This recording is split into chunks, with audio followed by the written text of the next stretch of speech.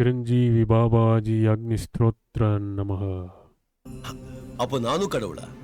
நான் கடவுள்னு எனக்கு தெரியும், நீ கடவுள்னு உனக்கு தெரியாது.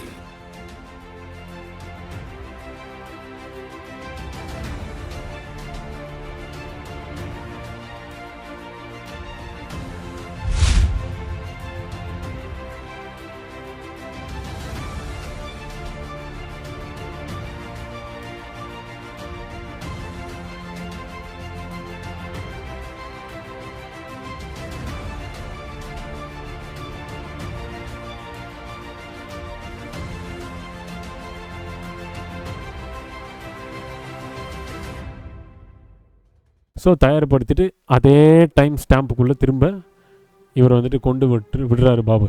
இவர் ஆஞ்சநேயர் அதே டைம் ஸ்டாம்புக்குள்ளே இவரை விட்டுட்டு அப்போது ஆஞ்சநேயர் வந்துட்டு அவர்கிட்ட சொல்கிறார், இந்த யுகத்தில் உனக்கு சிரஞ்சீவின்ற ஒரு தன்மை இந்த சேவை பண்ண பிறகு தான் உனக்கு கிடைக்கும் அப்படின்றத அவர் மனசில் நினச்சிக்கிட்டார் ஆஞ்சநேயர். இது பண்ண பிறகு தான் சிரஞ்சீவின்ற ஒரு நிலையே ஆஞ்சநேயர் மூலியமாக மகாதர் பாபாஜி கிடைக்குது. இதை வந்துட்டு பல பேர் சொல்லுவாங்க, பாபாஜியே பண்ணி பாபாஜி அகத்தியர் மூலியமாக வந்துட்டு அகத்தியர் வந்துட்டு அவர் மூலியமாக வந்தது. அப்படி கிடையவே கிடையாதுங்க. அகத்தியர்ன்றது எவ்வளவோ பேர் இருக்காங்க. அகத்தை வென்றவன் அகத்தியன், அவ்வளோதான். ரொம்ப ஆஸ் சிம்பிள் அஸ் தட். மக்களுக்கு வந்துட்டு லாஜிக்ஸ் வந்துட்டு ஈஸியாக புரியணுன்னா ஒரு ஒன் வேர்டில் சொல்லிடலாம், கதெல்லாம் தேவையில்லை. ஸோ போகநாதரும் அப்படி தான். ஒரு பெர்ஸ்பெக்டிவ் ஒரு சித்தருக்கும் அந்த நிலையும் அந்த பேர் கிடைக்கிறது ஏன் அப்படின்னா பல அகத்தியர்கள் இருந்தாங்க. பல பேருமே அந்த அகத்தை வென்று அந்த நிலையை டச் பண்ணவங்க. அவங்க இந்த காலத்தில் பல யோகிகள் இருப்பாங்க. இந்த கலியுகத்தில் சித்தர்கள் ஆக முடியாது, யோகிகள் தான் ஆக முடியும். யோகா நான் சித்தர் ஆகிடுவேன்னா முடியவே முடியாது. நீங்கள் புளிப்பு, காரம், உப்பு, மூலிகைகள்லாம் சாப்பிடாம இதை மட்டும் சாப்பிட்டுட்டு காற்று வந்துட்டு சுவாசிக்காத கார்பன் டை ஆக்சைடை நிறைய சுவாசிச்சுக்கிட்டு வீட்டுக்குள்ளேயே இருந்தீங்கன்னா ஏசி, ஆஃபீஸு, ரூமு, வெளியே பொல்யூஷன் இப்படி போயிட்டு இருந்தால் நல்லா சித்தர் ஆகிடுவீங்க. சித்தர் இல்லைங்க ஒன்றுமே ஆக முடியாது. உங்களால் வந்து நான் ஞான மார்க்கத்து கூட என்ட்ராக முடியாது. ஃபஸ்ட்டு நல்ல யோகி ஆகலாம். யோகின்னா வந்துட்டு சராசரி விஷயம் நினச்சிடாதீங்க. இந்த கலியுகத்துக்கு ஏற்ற தர்ம பொருளே யோகி தான். தர்மமான நிலை தான் யோகி. அந்த யோகிக்கு தான் கிரியாயோகம் செய்யணும். செஞ்ச யோகா வேறு, யோகம் வேறு, ரெண்டுமே வேறு வேறு விஷயம். யோகா யோகம்.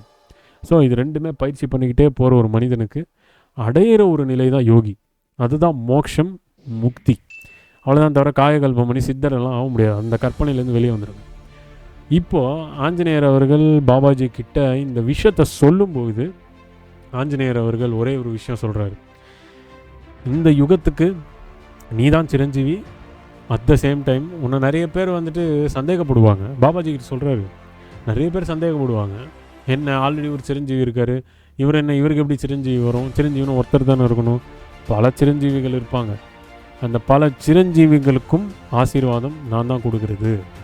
ஏன்னா நான் தான் முதல் பூமி சிரஞ்சீவின்றார் ஆஞ்சநேயர். பூமியில் முதல் சிரஞ்சீவி யாருன்னா ஆஞ்சநேயர் தான்.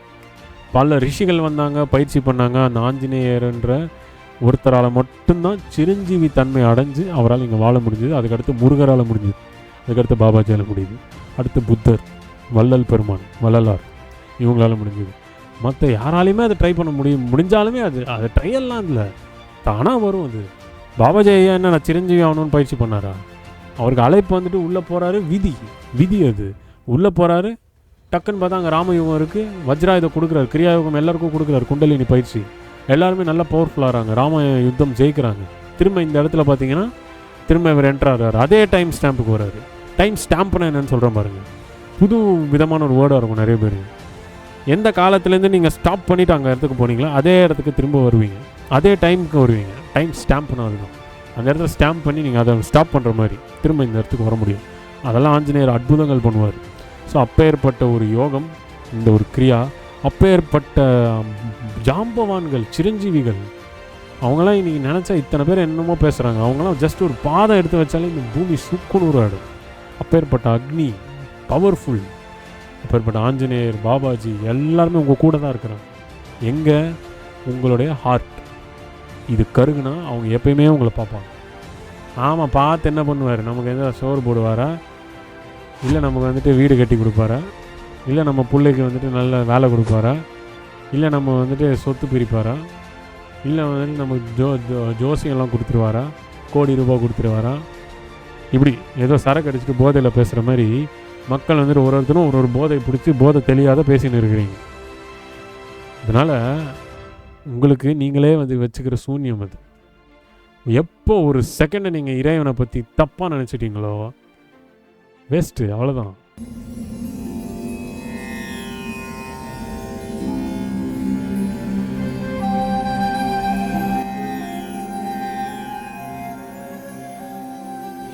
நாம் உமக்கு ஒரு மந்திரத்தை உபதேசிக்கிறோம். அந்த மந்திரத்தை சொல்.